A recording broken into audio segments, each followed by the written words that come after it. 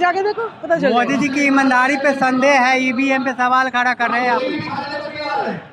देखिए, मोदी जी पे संदेह ही संदेह है। इस देश को सरकारी तंत्र की तरफ लाने की बजाय उन्होंने पूंजीवाद की तरफ धकेल दिया। उन्होंने स्वर्ण जाति जो सारे देश के सिस्टम पर कब्जा करे बैठी है, 10% EWS कोटा बिना किसी डिबेट के पार्लियामेंट में तुरंत लागू कर देते हैं।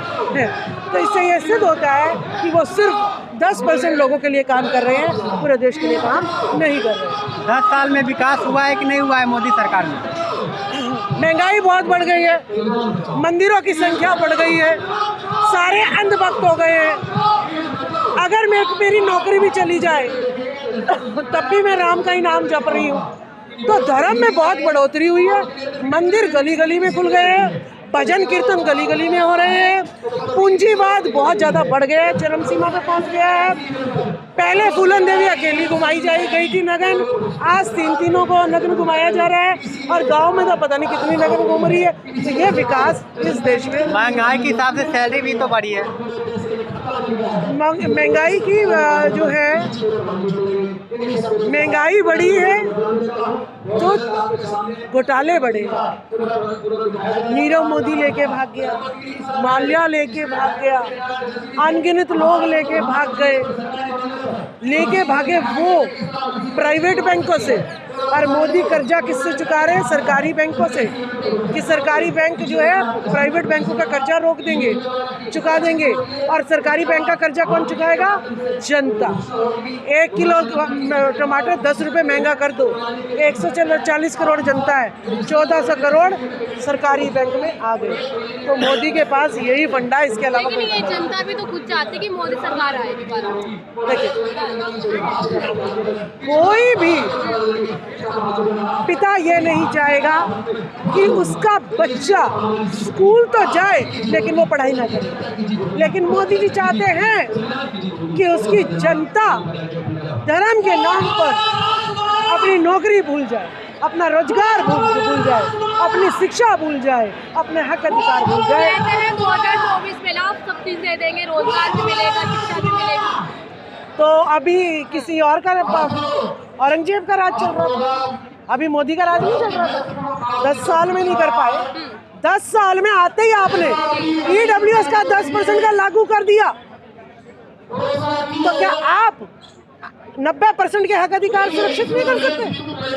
समय दो नहीं तो EWS के लिए जिसको जो सत्ता पे, शासन पे, प्रशासन पे, धन पे, जमीन पे, सब पे कब्जा है, उसके लिए पहले काम करने की जरूरत है। भूखा नंगा उसके लिए काम करने की जरूरत है। ईवीएम के विरोध में आज विपक्ष के कितने नेता आए हुए हैं, देख लीजिए। इस हिसाब से आंदोलन होगा तो क्या लगता है ईवीएम हट जाएगा? फॉरेन में किसी नेता पे जनता बर्दाश्त वो नहीं करती है, बिलीव। जनता खुद सड़कों पे निकलती है, प्रेसिडेंट को मजबूर होना पड़ता है उस रूल को वापस लेने के लिए।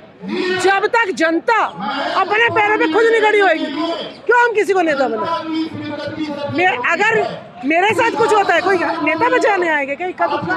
तो मुझ में सामर्थ्य होना चाहिए। मैं वोट दे रही हूँ, सही पार्टी को दे रही हूँ, नहीं दे रही हूँ, सही उम्मीदवार को दे रही हूँ, नहीं दे रही, मेरा भी कर्तव्य है। तो जनता को सड़कों पे उतरना चाहिए। लेकिन ईवीएम तो मैम पहले से थी, लेकिन अब क्यों हटाने की बात की जा रही है? देखिए, ईवीएम जो है मनुवादी ही लाए थे, और मनुवादियों की सरकार चल रही है। राहुल गांधी तो नहीं कह रहा ईवीएम हटाओ, मोदी तो नहीं कह रहा ईवीएम हटाओ, ममता बनर्जी तो नहीं कह रहा ईवीएम हटाओ, केजरीवाल तो नहीं कह रहा ईवीएम हटाओ। समझ आ रही है? तो सारी पार्टियों में मनुवादी बैठे हुए, इस वजह से आवाज जो है एक नहीं जा रही है। तो देश कैसे चलेगा? देश चलेगा, बहिष्कार करना पड़ेगा टीवी का। हर घर में जो टीवी है उसका बहिष्कार, बहुजन चैनलों को जनता देखे। कोई भी बात मेरे से संबंधित है, मुझे कुछ दे रही है, नहीं दे रही है, तो उस पर बैन काटा मार। अपना रोजगार किसान अन्न उगा रहा है तो खुद अपने लोगों तक पहुंचाए, अंबानी अडानी की सीढ़ी छोड़ दो। क्या लग रहा है ईवीएम का मुद्दा 2024 में फर्क पड़ेगा? जब भी जनता चिल्लाती है, जागरूकता ज़्यादा ना फैल जाए, जनता का मुंह दबाना पड़ता है। कुछ ना कुछ सोचना पड़ेगा, करना पड़ेगा। बैलेट पेपर पे ही चुनाव लगता है कि 24 में बैलेट पेपर पे चुनाव होगा? नहीं, इन्हें वीवीपैट लगानी पड़ेगी हर बूथिंग सेंटर पर। वीवीपैट में हर कैंडिडेट को अपनी वोट देखने का अधिकार है कि जिस कैंडिडेट को मैंने वोट डाली है वो वोट उसको गई है या नहीं गई है। फिर एक बॉक्स बना होगा, उसमें वो अपना जो है स्लिप डालेगा। वो काउंटिंग के समय ईवीएम की काउंटिंग भी होगी और उस स्लिप की काउंटिंग भी होगी, दोनों को मैच किया जाएगा। उसका लाइव टेलीकास्ट होना चाहिए, जनता खुद निर्णय ले लेगी कि कहाँ पर जो है फ्रॉड हो रहा है, कहाँ पर। ऐसे में तो चुनाव आयोग का काम बहुत बढ़ा रहे हैं आप लोग। राम मंदिर के लिए घर घर पीले दाने पहुंचाए जा रहे हैं, प्रचार सामग्री पहुंचाई जा रही है, तब काम नहीं बढ़ रहा। जब देश के लोकतंत्र को बचाने के, संविधान को बचाने के लिए, नौकरी बचाने के लिए, 90% की हिस्सेदारी बचाने के लिए, जंगल जमीन बचाने के लिए ये काम बढ़ा है अयोध्या में राम मंदिर बना, तो ये काम बढ़ा है तो छोड़ दो घर घर जो है राम का प्रचार करना। घर घर जो है जितना खर्चा आप प्रचारकों पे लगा रहे हो ना, वीवीपैट मशीन लगाने पे लगा दो। राम मंदिर के वजह से अयोध्या का कितना विकास होगा मैम पता है आपको? हाँ, ओबीसी समाज कोई कपड़े धोएगा, कोई भीख मांगेगा। हमारे SC ST OBC तो यही करेंगे, दान डालेंगे पेटियों में। फिर पुजारी अपने बच्चों को विदेश पढ़ाएगा, फिर डॉक्टर इंजीनियर बनेंगे, बिजनेसमैन बनेंगे, वो यहाँ पे आएंगे, हमें गुलाम बनाएंगे। ये विकास होगा। और जहाँ से विदेशों में ये EVM मशीन जो है डेवलप हुई थी, वहाँ पर अब इनको हटा दिया गया है, बहिष्कार कर दिया गया है और बैलेट पेपर से जो चुनाव हो रहे हैं।